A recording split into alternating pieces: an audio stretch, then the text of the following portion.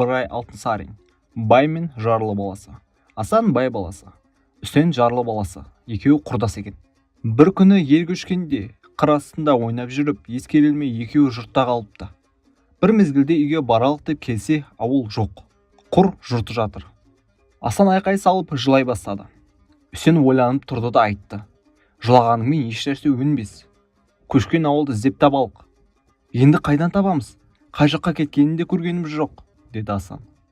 Үсен үндемеді. Асанды ертіп көшкен жұртқа келді. Жұртта бір көзі сынған ине жатыр екен. Оны алды да бір пышақтың сынығын, бір-екі уыстай қыл тауып, оны да алды. Содан соң ауылдың жұртын айнала жүгіріп, көштің кеткен сүрлеуін тауып, сол сүрлеуге түсіп жүре берді. Біраз өткен соң сүрлеу екіге айырылды. Мұны көріп Асан тағы да жылай бастады. Енді қайсысына түсеміз деп Үсен қарап жүріп, біреуіне түсті. Мынау сүрлеу бүгін жүрген көштің сүрлеуі екен. Малдың жас тезегі бар, деді. Біраз жер жүрген соң Асан қарным ашты деп жылады. Үсен үндемей келе жатса, екеуінің алдынан бір үйрек ұшып, ұзамай қасына қонды. Асанның онымен ісі болмай жүре берді. Үсен жүгіріп барып сипалап жүріп үйректің орнынан 6 жұмыртқа тапты. Асан қуанып жұмыртқаны алайын деп еді, Үсен алдырмай: жолда адасып көп күн жүрсек, бізге тамақ керек болар. Үйректі де ұстап алайық, деді.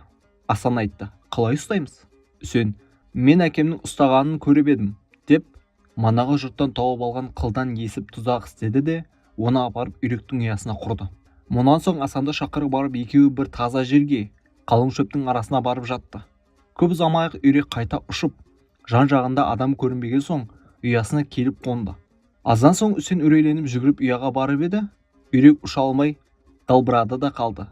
Қараса, үйрек мойнынан тұзаққа ілініп қалған екен. Үйректі Асан тірі алып ойнап баралық, деді. Үсен айтты: жоқ, әкем, үйрек, қаз адал құстар. Мұқтаждықта Құдай тағала бұларды адамға алып тамақ етуге бұйырады. Бірақ тірідей байлап матап әуре ету обал, деп айтушы еді.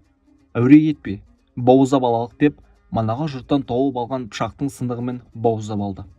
Мұнан соң келе-келе жатып, түс ауған уақытта екеуі бір өзен судың бойына жетті. Су ішіп, сусындарын қандырған соң Үсен айтты: енді бір тамақ пісіріп жейік. Асан: от жоқ, қалай пісіреміз, деді. Үсен үндемей су жағалап жүгіріп кетіп, бір шақпас тас тауып әкелді. Және шапағының бір кішкентай жыртылған жиреннен аз ғана мақта суырып алып, оны тастың үстіне қойып, бәрін бармағына ғана қатты қысып тұрып, манағы пышақтың сыртымен тасқа қатты ұрып еді, от шығып мақта тұтанды.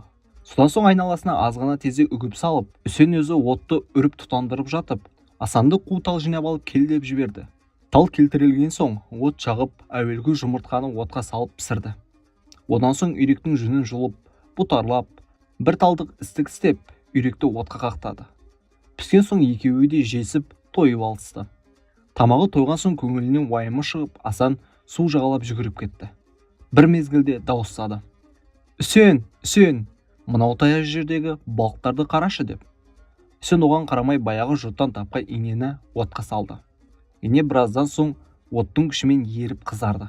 Содан соң пышақпен инені алып, ептеп иді, қармақ істеді. Содан соң Асанды шақырып алып: сен шегіртке тере бер, деді де, өзі манағы қылдан есіп, қармаққа бау істеп байлап, талдан кесіп оған сап істеді. Сөйтіп қармақ әбзелмен дайын болған соң, Үсен суға барып, Асанның жинаған шегірткесін жемге шаншып, қармағын суға салды. Су әдемі, айнадай таза екен. Ішіндегі ойналған балықтары көрініп жүретұғын.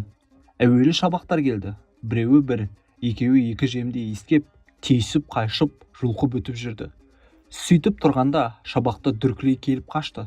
Қараса бір шортан келген екен. Ол шортан жемге де қарамай, тәкаппарланып жаймен бұлғаңдап өтіп жүре берді. Шортан өткен соң, манағы бытырлап кеткен шабақтар тағы жалма-жал жиылып келісіп, жемнің айналасында ойнап, соғып өтіп жүрді. Сөйтіп тұрғанда шабақтар және дүркілей қашып, жоқ болып кетті. Қараса бір бөлек алабұғалар келген екен.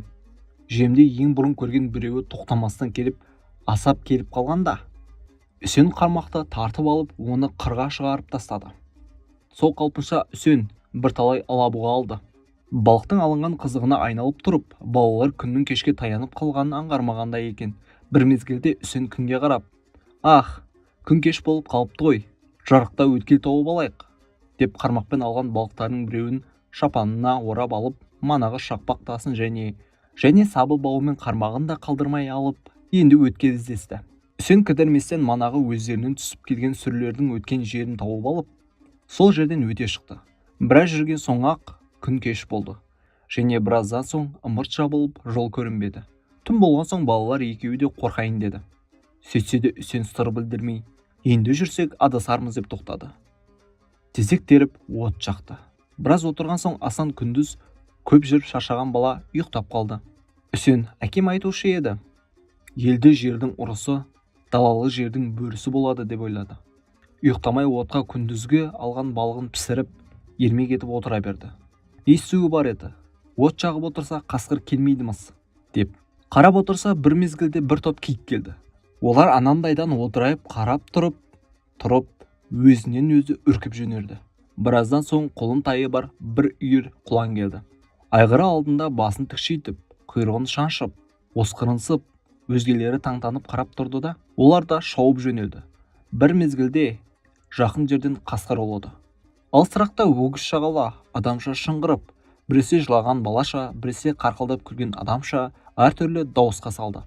Үсен тіксініңкіреп, бойы мұздап, қолына манағы қармақтың таяғын қысыңқырап ұстап және отыра берді. Сөйтіп, әр жануарды көріп, және оттың жарығына жиылған құрт-құмырсқа, көбелектерге қарап, бұл көбелек қоңыздар неге көріне өліміз деп отқа түсе береді екен, деп әртүрлі ойларға қалып, сүйініп жатып, таңдаттырды.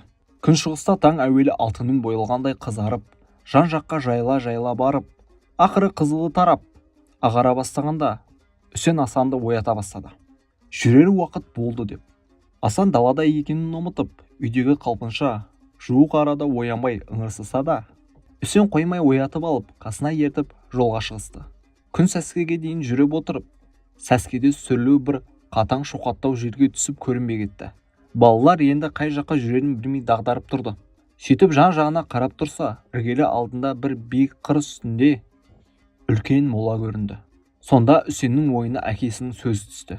Далада жүріп адассаң, молалы жерде су болады, сулы жерде ел болады дейді екен. Сол ақыл бойынша Үсен Асанды ертіп молаға қарай жүрді. Молаға жақындап келгенде қаңқылдаған қаздың дауысы шықты. Үсен енді білді, жақын жерде көл бар екенін. Қаз сусыз жерде мекен етпейді. Екеуі келіп енді молалы қырға шықты. Қараса қырдың жығылар асты үлкен көл екен.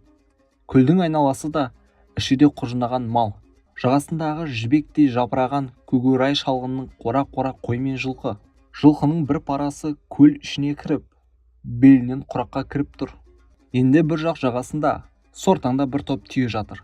Бұларды көріп балалар қырдан түсіп, жүгіріп малға келді. Кесе өз ауылдарының мал екен. Малшылар Асан Үсенді көріп, оларда қуанып, біреу әке-шешелеріне сүренші сұраймыз деп шауып кетті. Өзгелері балаларды атқа мінгізіп, ауылға алып жүрді. Жолда келе жатқан малшылар айтты: сендердің жұртта қалғандарыңды біліп, кешеден ауылдың жан біткені іздеуге кетіп еді. Нақ бесін мезгілінде балалар аман есен үйлеріне келіп, әке-шешелеріне қосылды.